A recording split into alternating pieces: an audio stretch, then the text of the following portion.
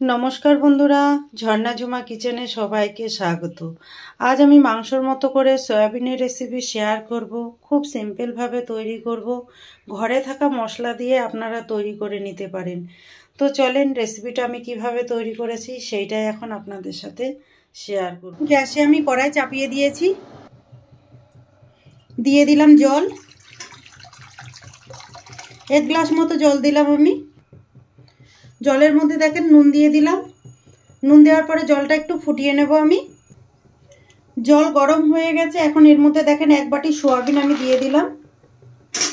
আপনারা চাইলে কিন্তু সোয়াবিনটা নর্মাল ঠান্ডা জলে ভিজিয়ে রেখে দিতে পারেন আধা ঘন্টার মতো, তাহলেও কিন্তু সোয়াবিনটা ফুলে যাবে।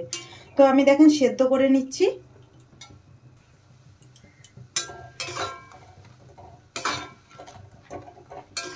দেখেন সোয়াবিনগুলো কিন্তু ফুলে যাচ্ছে।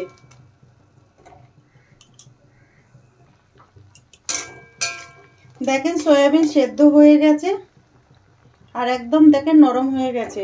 এখন আমি জল থেকে ছেঁকে তুলে নিচ্ছি।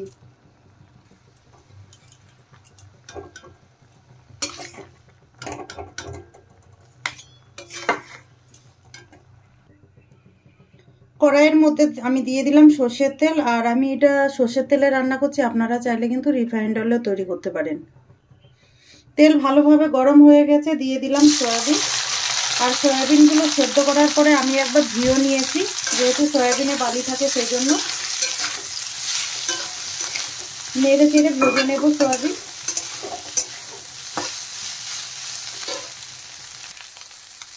কিছুটা নুন দিয়ে দিলাম, হলুদ গুঁড়ো,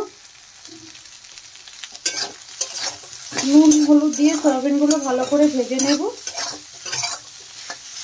এদিকে সয়াবিন ভাজা হতে থাক, ততক্ষণে আমি সয়াবিনের জন্য মশলা তৈরি করে নেব। নিয়ে দিলাম এখানে মিক্সির জার। জারের মধ্যে দেখেন দিয়ে দিলাম আদা, দিয়ে দিলাম দেখেন রসুন,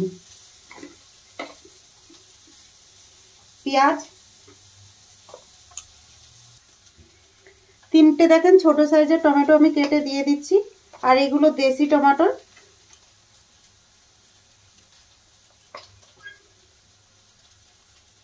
দিয়ে দিলাম দেখেন গোটা জিরে, গোটা ধনে দিয়ে দিয়েছি। আপনাদের কাছে যদি জিরে গুঁড়ো ধনে গুঁড়ো থাকে তাহলে সেক্ষেত্রে জিরে গুঁড়ো ধনে গুঁড়ো ব্যবহার করতে পারেন। এখন আমি পেস্ট করে নেব মশলা দেখেন ভালো করে পেস্ট করে নিয়ে নিয়েছি। এদিকে দেখেন সয়াবিনও ভালো করে ভাজা হয়ে গেছে, এখন আমি তুলে নেব বাটিতে। কড়াইতে আমি আবার তেল দিয়ে দিলাম। দেখেন ফোড়নে দিয়ে দিলাম তেজপাতা আর শুকনো লঙ্কা, গোটা জিরে,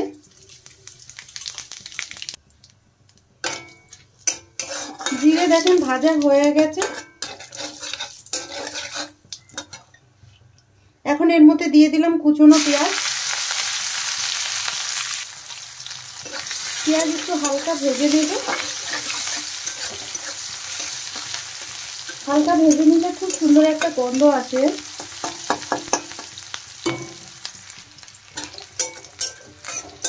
পেঁয়াজ দেখুন হালকা ভাজা হয়ে গেছে। এখন যে মশলাটা আমি আগে থেকে বানিয়ে রেখেছিলাম সেই মশলাটা দিয়ে দিলাম।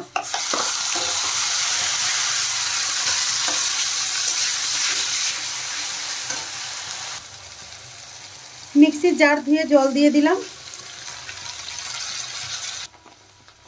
দিয়ে দিলাম দেখেন হলুদ গুঁড়ো, লঙ্কা গুঁড়ো দিলাম। ঝালটা আপনাদের পছন্দ মতো দেবেন। টেস্ট হিসাবে আমি নুন দিয়ে দিলাম, যেহেতু সয়াবিন সেদ্ধ করতেও নুন দিয়েছি আবার ভাজতেও নুন দিয়েছি, তো বুঝে একটু নুন দিতে হবে। এখন মশলা আমি ভালো করে নেড়ে চেড়ে কষিয়ে নেব। যতক্ষণ না মশলা থেকে তেল রিলিজ করে ততক্ষণ কিন্তু মশলা ভালো করে কষাতে হবে। আর মশলা যদি ভালো করে কষানো না হয় তাহলে কিন্তু কাঁচা গন্ধ বেরোবে, আর কাঁচা গন্ধ বেরোলে খেতে ভালো লাগবে না।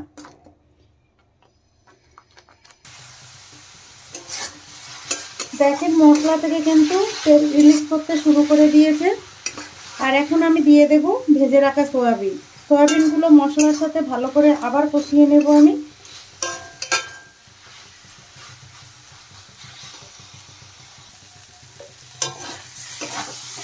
দেখেন মশলার সাথে সয়াবিন ভালো করে কষানো হয়ে গেছে।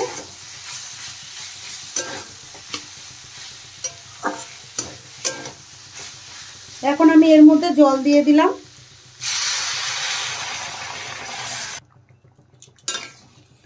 পরিমাণ মতো আমি জল দিয়েছি।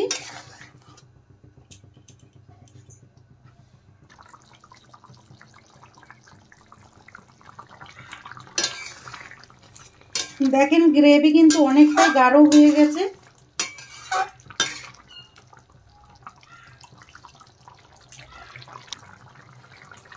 এখন আমি দিয়ে দিলাম গরম মশলা গুঁড়ো।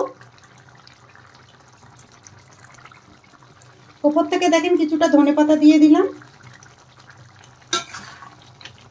তৈরি হয়ে গেছে, এখন আমি নামিয়ে নেব।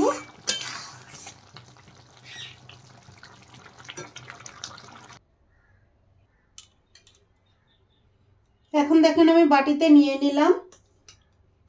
এই সয়াবিনের ভিডিওটা যদি আপনাদের ভালো লাগে তাহলে আমার চ্যানেলটাকে সাবস্ক্রাইব করবেন, লাইক করবেন, কমেন্ট করবেন আর অবশ্যই শেয়ার করবেন। আপনারাও আমার মতো এইভাবে সয়াবিনের রেসিপিটা আপনারা তৈরি করবেন আর খেয়ে আমাকে কমেন্ট করে জানাবেন। ভিডিও